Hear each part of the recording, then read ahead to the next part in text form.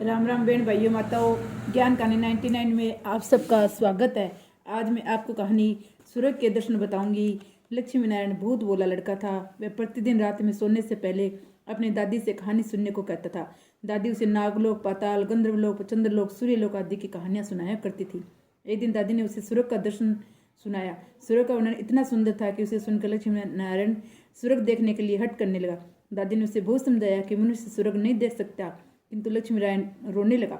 रोते रोते वह सो गया। उसे स्वप्न में दिखाई पड़ा कि एक चमचमते देवता उसके पास खड़े होकर कह रहे हैं, बच्चे, सूरज देखने के लिए मूल्य देना पड़ता है। तुम सर्कस देखने जाते हो तो टिकट देते हो ना, तो सूरज देखने के लिए तुम्हें उसी प्रकार रुपए देने पड़ेंगे। स्वप्न में ही लक्ष्मी नारायण सोचने लगा कि मैं दादी से रुपए मांगूंगा, लेकिन देवता ने कहा, स्वर्ग में तुम्हारे रुपए नहीं चलते, यहाँ तो भलाई और पुण्य कर्मों का रुपया चलता है। अच्छा, तुम ये डिब्बिया अपने पास रखो। जब तुम कोई अच्छा काम करोगे तो 1 रुपया इसमें आ जाएगा, और जब कोई बुरा काम करोगे तो 1 रुपया इससे उड़ जाएगा। जब ये डिब्बिया भर जाएगी तब तुम स्वर्ग देख सकोगे। जब लक्ष्मी नारायण की नींद टूटी तो उसने अपने सिरहाने सचमुच एक डिब्बिया देखी।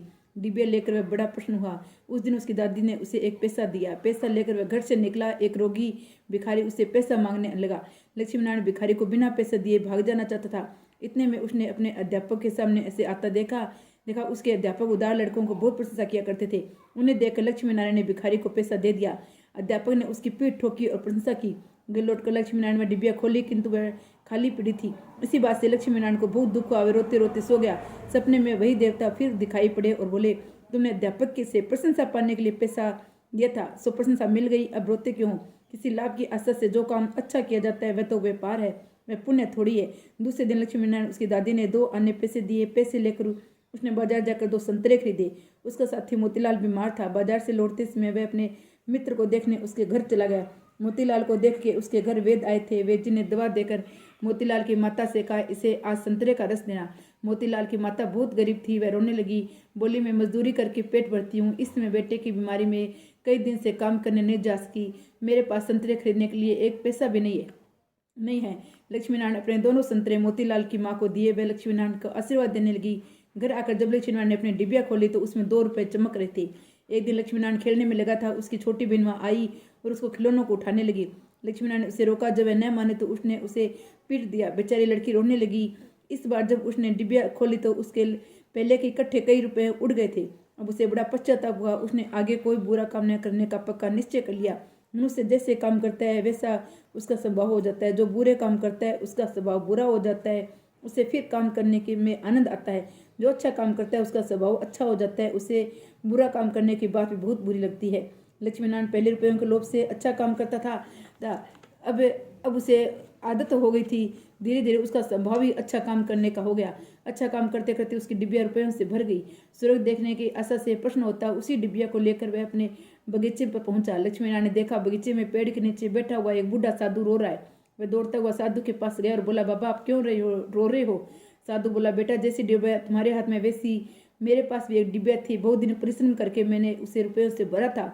बड़ी आशा थी उसके रुपयों से स्वर्ग देखूंगा, किंतु आज गंगा जी के में स्नान करते समय वह डिब्बिया पानी में गिर गई है। लक्ष्मी ने कहा, बाबा, आप रो मत, मेरी डिब्बिया भी भरी हुई है, आप इसे ले लो। साधु बोला, तुमने इसे बड़ी प्रेम श्रम से भरा है, तुम्हें इसे देने से दुख नहीं होगा। लक्ष्मी नारायण ने कहा, मुझे दुख नहीं होगा बाबा, मैं तो लड़का हूँ, मुझे अभी पता नहीं कितने दिन जीना है। मैं तो ऐसी कई डिब्बियाँ रुपये इकट्ठा करके भर सकता हूँ। आप बूढ़े हो गए हैं, आप अब दूसरी डिब्बिया पता नहीं कब भर पाओगे या नहीं भर पाओगे, इसलिए आप मेरी डिब्बिया ले लीजिए। साधु डिब्बिया लेकर लक्ष्मी नारायण के नेत्रों पर हाथ फेर दिया। लक्ष्मी नारायण के नेत्र बंद हो गए। उसे स्वर्ग दिखाई पड़ने लगा। ऐसा सुंदर स्वर्ग के दादी ने जो स्वर्ग का वर्णन किया था, वह वर्णन तो स्वर्ग के एक कोने में भी ठीक वर्णन नहीं था। जब लक्ष्मी नारायण ने नेत्र खोले तो साधु के बदले स्वप्न में दिखाई पड़ने वाले वही देवता उसके सामने प्रत्यक्ष खड़ा था। देवता ने कहा, बेटा, जो लोग अच्छे काम करते हैं स्वर्ग उनका घर बन जाता है। तुम इसी प्रकार जीवन में भलाई करते रहोगे तो अंत में स्वर्ग में पहुंच पाओगे। देवता इतना कहकर वही अदृश्य हो गया। अच्छे काम का अच्छा फल होता है, बुरे काम का बुरा फल होता है।